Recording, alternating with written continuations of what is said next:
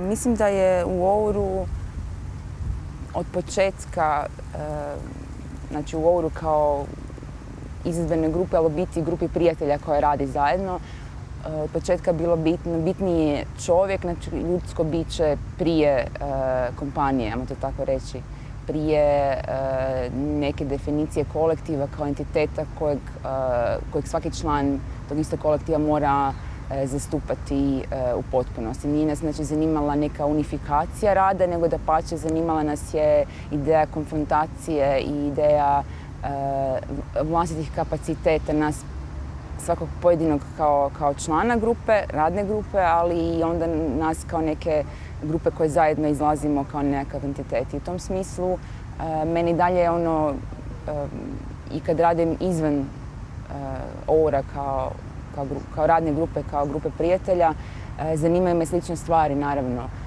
Zanima me prvenstveno čovjek, ljudsko biće ili tijelo ispred grupe, kompanije. Zanima me etika ispred estetike.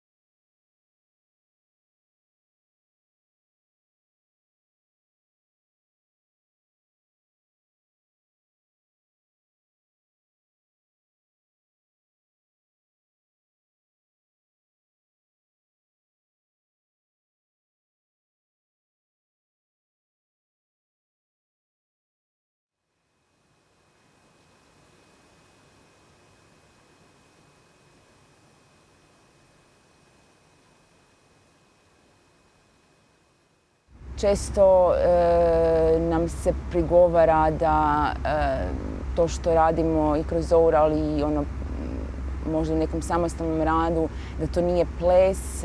Mislim da za mene ples ima 3 varijable. Vrijeme, prostor i tijelo. I sve što se nalazi unutar tih gabarita je i plesno tijelo. Nada se tijelo ljudskog bića i tijelo koje na neki način može reći ok, evo, to sam ja i kad nisam unutar neke reprezentacije. Ne zanima nas se baviti kazalištem, zanima nas baviti se onim što kazalište nije ili ne smije. Ili barem pokušavati pronalaziti uvijek iznova redefinirati tu premisu.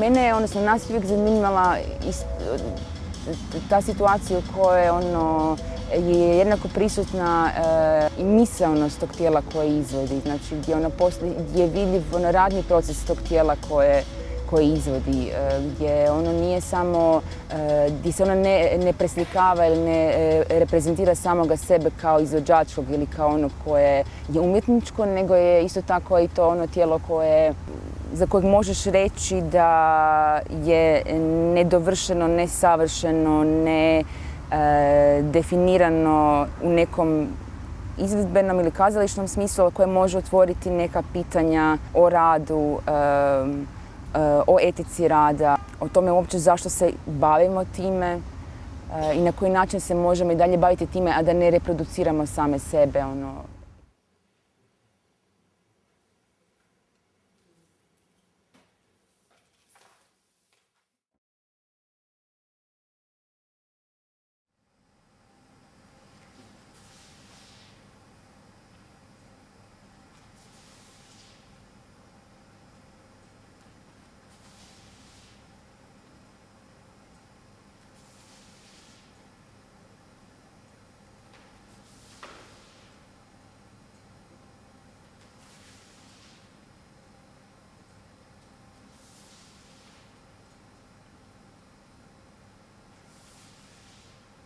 Znači, nije me zanimao ta neka relacija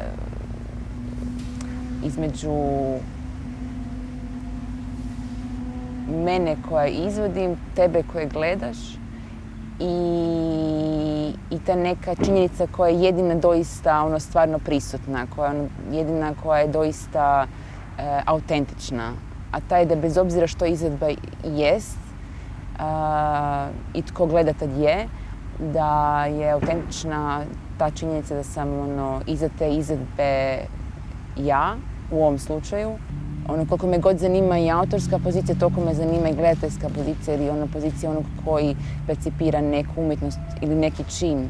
Ono što je najveća, čini mi se, zamka neke umjetničke prakse, kao i bilo koje druge, je da ona, ako je svaki puta iz početka ne problematiziraš sve ostajanje u njoj, lako može postati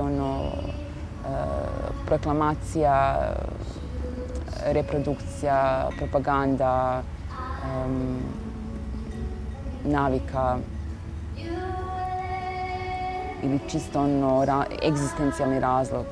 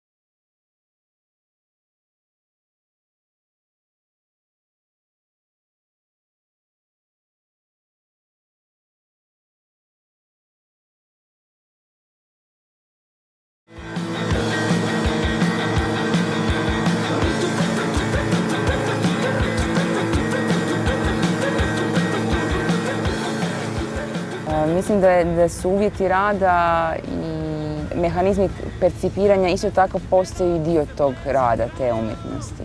S time, naravno da se svi osjećamo odgovornosti, pozvani smo da se angažiramo, mislim da pokušamo se angažirano baviti njima na neki način. U ovim akcijama koje sam radila bilo mi je bitno na neki način to jako banalno i bazično imenovanje. Zanimalo me isto tako što je značilo istupiti u javan prostor. Black box ili kazalište.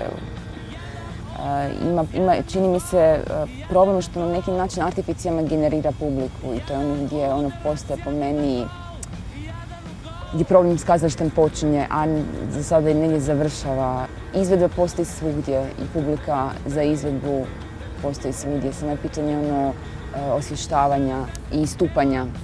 Politički, s druge strane, ostajati u kazališnom prostoru, pogotovo u Zagrebu, u Hrvatskoj, ali i čini mi se u nekom širem kontekstu isto tako postaje jako problematično jer je to mjesto koje je ili je sigurno, znači rezervirano je za nekakav, kako god tvrdi da je taj diskurs koji se obavlja unutar njega, ajmo reći ponekad u uspješnim slučajevima angažiran, radikalan ili komunikativan, odnosno otvara se neki diskurs. S druge strane mislim da on doista ne uspijeva mijenjati mehanizme unutar kojih se on stvara ili prezentira.